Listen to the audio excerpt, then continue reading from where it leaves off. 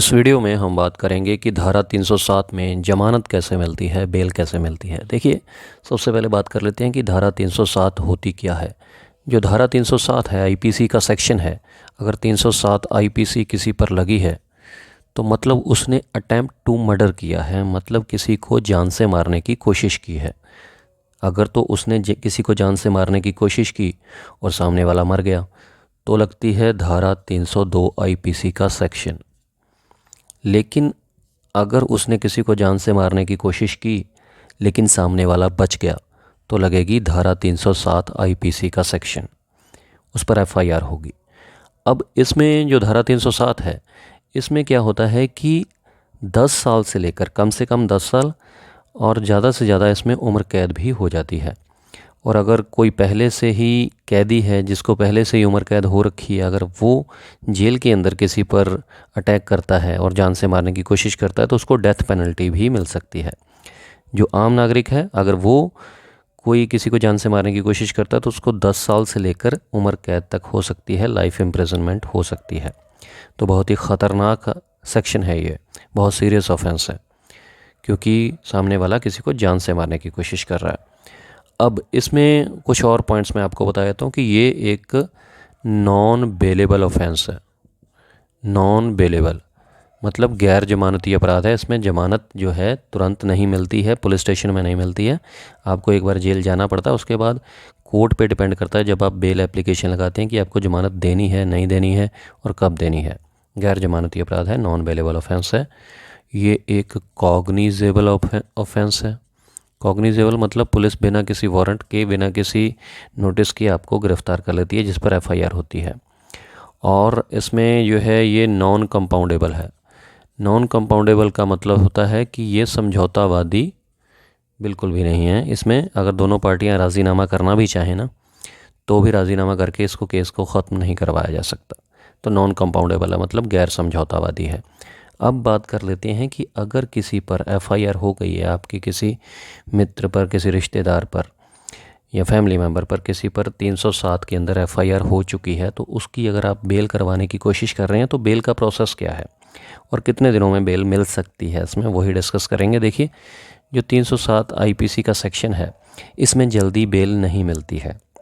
सबसे पहली बात, आपको काफ़ी टाइम वेट करना पड़ सकता है, लेकिन हर केस के अलग अलग सर्कमस्टेंसेस होते हैं। ये भी देखा जाता है कि आपका उस केस में रोल क्या है।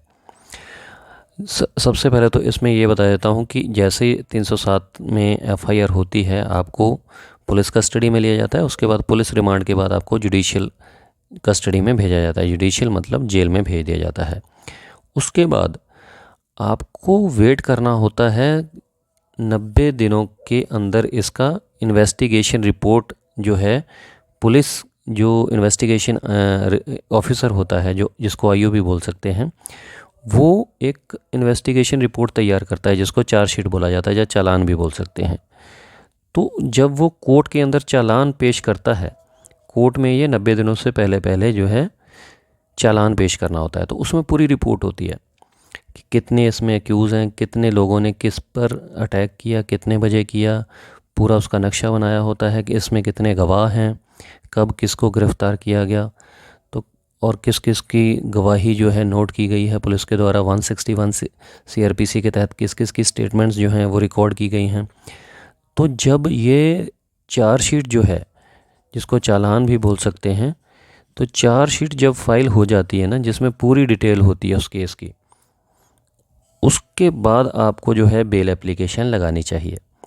किसी भी वकील के पास आप जाएंगे तो वो यही कहेंगे, क्योंकि जब चार्जशीट की एक कॉपी जो है वो अक्यूज़ को दे दी जाती है, दोषी को दे दी जाती है फ्री ऑफ कॉस्ट 207 सीआरपीसी के तहत, तो आपके वकील साहब के पास चार्जशीट की एक कॉपी आ जाएगी। उसमें पूरी वो डिटेल पढ़ लेंगे, आपका उस केस में रोल क्या है वो भी पढ़ लेंगे, पुलिस ने क्या क्या खामियां, उस चार्जशीट में क्या क्या खामियां हैं पुलिस की, वो भी वो नोट कर लेंगे। तो उसके बाद वो बेल एप्लीकेशन लगाएंगे तो बहस जो है, वो आर्गूमेंट्स जो है वो कोर्ट में अच्छे से कर पाएंगे। तो हो सकता है अगर उनकी बहस अच्छी हो या आपका जो है पॉइंट सॉलिड हो, आपको के पास कुछ ऐसे डॉक्यूमेंट्स हों जो आपको बेकसूर साबित करने में मददगार हों, तो कोई भी पॉइंट है तो अगर कोर्ट को लगे तो आपको बेल मिल भी सकती है। और हो सकता है आपकी बेल जो है वो खारिज भी हो सकती है, डिसमिस भी हो सकती है, लेकिन चार्जशीट आने का आपको इंतज़ार करना पड़ता है। तो इसकी जो बेल एप्लीकेशन है वो लगती है सेशंस कोर्ट में। जो सेशंस कोर्ट होते हैं, लोअर कोर्ट में नहीं लगेगी। इसकी डिस्ट्रिक्ट एंड सेशंस जज साहब के सामने जो है आपकी बेल एप्लीकेशन लगेगी, ज़मानत की अर्ज़ी लगेगी। जो जुडिशियल मजिस्ट्रेट फर्स्ट क्लास होते हैं वहाँ पर नहीं लगेगी, क्योंकि इसका ट्रायल जो है वो सेशंस कोर्ट में ही चलता है। अगर आपकी जो बेल एप्लीकेशन है वो डिसमिस हो जाती है सेशंस कोर्ट में, तो आप क्या कर सकते हैं कि ऑनरेबल हाई कोर्ट में जा सकते हैं। ऑनरेबल हाई कोर्ट में जाएंगे, वहाँ पर भी आपको बेल एप्लीकेशन लगानी पड़ेगी। इसी तरीके से आपका संबंधित थाने से कंसर्न्ड जो पुलिस स्टेशन होता है वहाँ से रिकॉर्ड मंगवाया जाएगा, इन्वेस्टिगेशन ऑफिसर को बुलाया जाएगा। वहाँ पर फिर से आपके जो वकील हैं वो आर्गूमेंट्स करेंगे, बहस करेंगे। उसके बाद ऑनरेबल हाई कोर्ट को अगर लगेगा कि आपकी कस्टडी काफ़ी टाइम हो चुकी है या आपका जो इसमें रोल है वो इतना नहीं है, आपको बेल मिल जानी चाहिए, आपको ज़मानत मिल जानी चाहिए, तो आपको ज़मानत मिल भी सकती है, अलाउ हो सकती है। अदरवाइज़ आपकी जो ज़मानत है वहाँ से भी खारिज हो सकती है, डिसमिस हो सकती है। तो कुछ महीने या कई बार सालों भी आपको इंतज़ार करना पड़ सकता है, क्योंकि जो ऑफेंस है ये 307 का, ये काफ़ी सीरियस ऑफेंस है। तो बेल एप्लीकेशन इसी तरीके से लगा सकते हैं। पहले सेशंस कोर्ट में आपको लगानी पड़ेगी, अगर वहाँ से डिसमिस होती है तो फिर आपको हाई कोर्ट जाना पड़ेगा। तो उम्मीद करता हूँ आपको क्लियर हो गया होगा बेल का प्रोसेस। ख़ास तौर पर ये ध्यान ज़रूर रखिएगा कि 307 का अगर ऑफेंस है तो बेल एप्लीकेशन हमेशा किसी एक्सपीरियंस्ड वकील के थ्रू ही लगाएं, क्योंकि अगर अनुभवी वकील के साथ आप जाते हैं तो बिल्कुल आपको उसका बेनिफिट ज़रूर मिलेगा। अगर कोई पॉइंट आपको समझ में ना आया हो या कुछ डिस्कस करना चाहते हैं ज़मानत के बारे में, तो बिल्कुल आप कमेंट बॉक्स में कमेंट कर सकते हैं। वीडियो थोड़ी सी भी अच्छी है तो लाइक ज़रूर कीजिएगा, और कैसी लगी वीडियो आपको ये कमेंट करके ज़रूर बताइएगा। चैनल को सब्सक्राइब कर लीजिएगा। नेक्स्ट वीडियो में ऐसे ही बात करेंगे किसी और जुडिशियल पॉइंट के ऊपर, बिल्कुल सिंपल तरीके से। शुक्रिया, धन्यवाद।